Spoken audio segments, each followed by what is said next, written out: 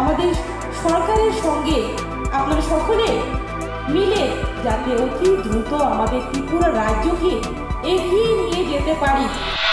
বিভিন্ন দেশে আর সঙ্গে আমাদের ত্রিপুরা রাজ্যেও যে ইন্ডাস্ট্রি অনেকটা এখন এগিয়ে যাচ্ছে, তো আমি মনে করি সেটা কমবে না, ধীরে ধীরে আরও বিস্তার লাভ পাবে। সেই ক্ষেত্রে আমাদেরকে আরও প্রত্যেকটা ব্যক্তিকে, শুধু যারা ইন্ডাস্ট্রি থাকবে শুধু তারাই নয়, যারা এনজিও আছে, অর্গানাইজেশন আছে, যারা জেনারেল পাবলিক আছি, সবাইকে আমাদের সতর্ক হতে হবে। কখনো যে কোনো অ্যাক্সিডেন্ট যখনই হয়ে থাকে তখনও জেনে শুনে কোনো অ্যাক্সিডেন্ট হয় না।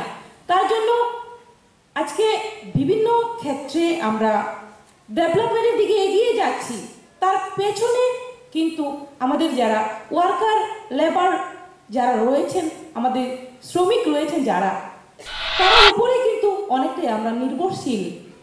তার জন্য আমাদের বিভিন্ন ধরনের গাইডলাইন রুল আমরা অনেকেই ফলো করি, অনেকেই আবার ফলো করি না। তো আজকে আমি মনে করি নর্থ ইস্টের মধ্যে আজকে এই ধরনের প্রোগ্রাম আমাদের ত্রিপুরা রাজ্যে সর্বপ্রথম হচ্ছে।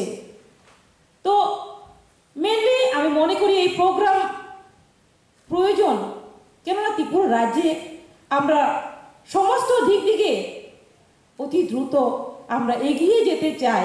তার জন্য আগামীতে আমাদের ত্রিপুরা রাজ্যেও বিভিন্ন ধরনের ডেভেলপমেন্টের জন্য শিল্প গড়ে উঠবে আবারও। তো সেই ক্ষেত্রে আজকে যারা পুরস্কৃত হবেন আমি তাদেরকে ধন্যবাদ জ্ঞাপন করছি যে তারা বিভিন্ন গাইডলাইন ফলো করেছেন এবং কি বিভিন্ন কম্পিটিশনে যারা জয়ী হয়েছেন। তো সেই ক্ষেত্রে আমি আগামী দিনেও যাতে করে আমাদের সরকারের সঙ্গে আপনারা সকলে মিলে যাতে অতি দ্রুত আমাদের ত্রিপুরা রাজ্যকে এগিয়ে নিয়ে যেতে পারি এবং কোনো লেবার যাতে তাদের যে রাইট আছে সেই রাইটগুলো যাতে তারা পায়, সেই রাইট আমাদের সেদিকে নজর দিতে হবে। রুল আছে, তারা কত বছর হলে কিভাবে কোন জায়গাতে কাজ করতে পারবে, কোন জায়গাতে তারা কাজ করতে পারবে না।